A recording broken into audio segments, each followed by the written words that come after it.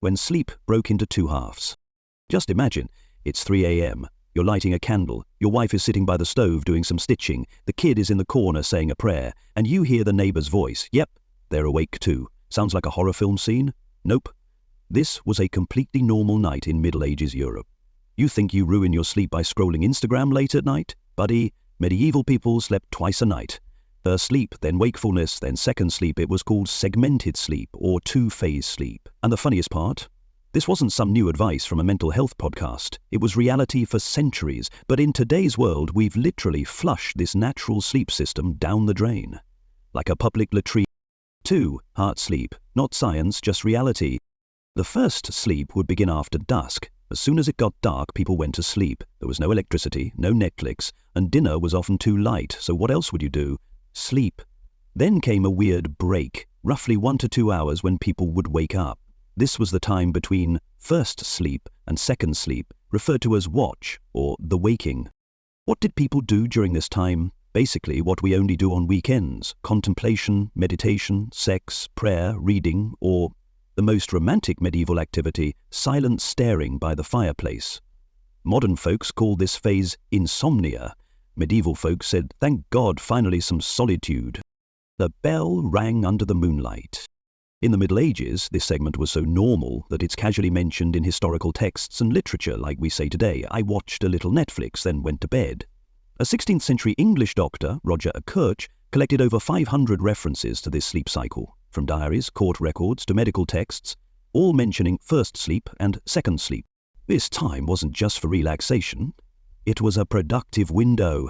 Imagine, today, if you get up at 2 a.m. to use the bathroom, you think something's wrong. But if medieval folks were still asleep during this time, the social pressure was like, "What? You're still sleeping? You missed prayer time." Using time between sleep. People didn't just lie there staring at the ceiling for 1-2 hours. There are records of people visiting neighbors, engaging in community gossip. Some did small-scale work, stitching, making remedies, or writing in journals. Yes, medieval people kept journals too. Then everyone went back to take their second sleep, which lasted until early morning light. This time was considered so sacred that medical practitioners said, if you didn't utilize this time, you've suffered a spiritual loss. Today, we call it a disease. If you wake up in the middle of the night today, what do? You Google, "Why do I wake up at 2 a.m. every night?" Then you find a blog that says, you might have anxiety, stress, blood sugar imbalance, liver overload, or worse, a spiritual awakening, and you instantly book a therapy appointment. But medieval folks considered this waking phase completely normal and natural. It wasn't insomnia. It was part of their schedule. We've created such an artificial routine today that when our body does something natural, we label it a mental illness. Congratulations, you've officially lost the battle against nature. If this has already blown your mind, don't forget to subscribe. You're going to need it. Sex, prayers, and potato soup. Not kidding. The most common use of this waking period was sex. Historical records clearly state that this time was considered the most fertile and relaxing for intimacy. Wondering if everyone was getting romantic during this time?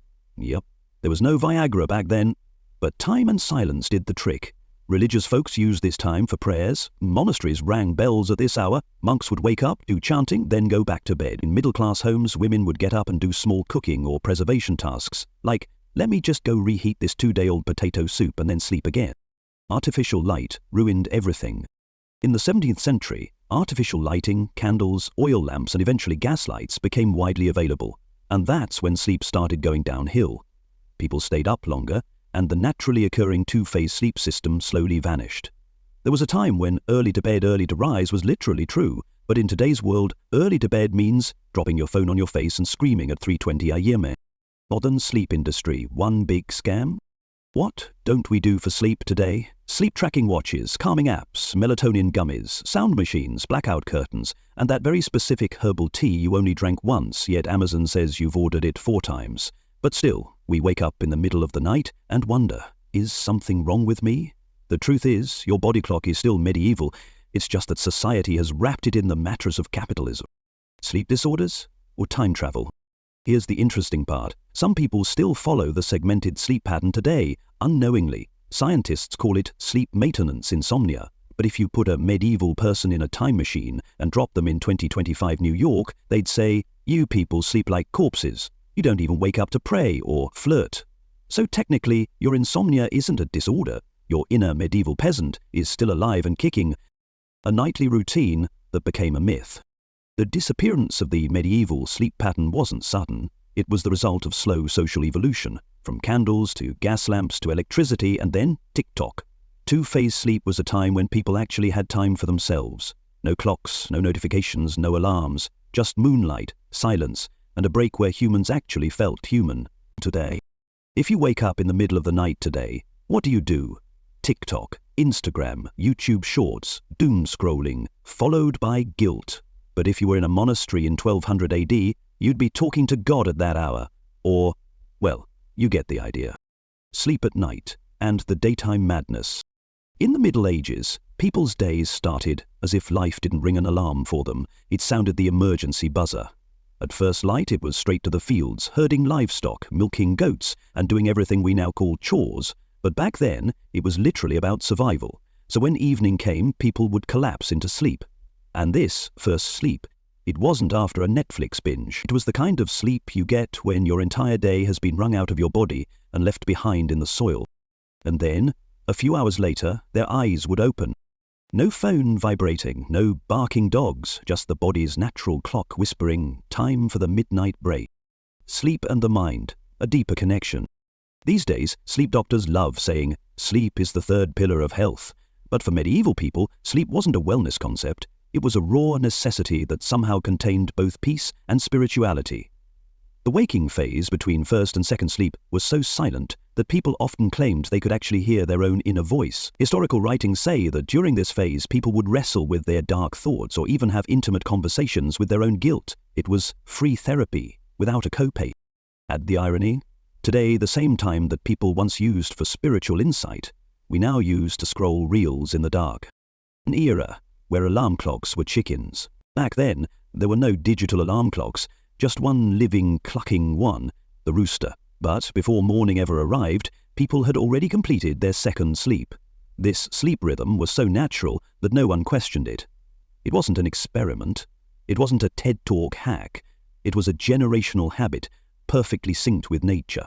Today, we use sleep podcasts and lavender diffusers and still wake up at 3:47 a.m. confused and exhausted. The midnight social network. You might be wondering, what did people even do during that time? Answer: pretty much everything you secretly do when you can't sleep, just less embarrassing. Some people read religious texts, others wrote letters, and some, and yet this is documented, would actually visit their neighbors. Imagine this, it's 2 a.m. You knock on your neighbor's door and he says, "Come in, bro, let's sit by the fire and have some tea." This time was considered active rest, when you weren't physically exerting yourself, but your mind was alive and clear. Today, we call this hour anxiety. Back then, they called it clarity. Monks, mothers, and midnight tasks. While monks in monasteries used this time to chant and spiritually reconnect, household women used it for practical tasks. Some mothers were sewing baby clothes, others brewing herbal teas for the next day. And yes, one of the most common tasks, kneading bread dough, waking up in the middle of the night just to prepare the morning's bread. Now that's real commitment. Today's sourdough influencers owe these women some serious respect. The sacred bond between sleep and religion. In medieval Europe, sleep wasn't just a bodily function, it was also part of a religious rhythm. In many places, church bells would ring in the middle of the night, calling for matins, the midnight prayer. Monks and devout people would rise, pray, and then return to sleep. Today, if we wake up in the middle of the night, we search YouTube for white noise with thunder. Back then, people tried to listen to the voice of God, the final wake-up call. Sleep was a natural rhythm, a symphony where silence, stillness, and self all played a role. Today, all those things have become optional, but if you happen to wake up at night, don't panic. Maybe your medieval soul is quietly whispering, "Get up, this time belongs to you." So next time you wake up at 3:17 a.m., instead of freaking out, relax. You're not broken. You're just medieval. You like this information, subscribe my channel, like this video. Thanks, you're watching.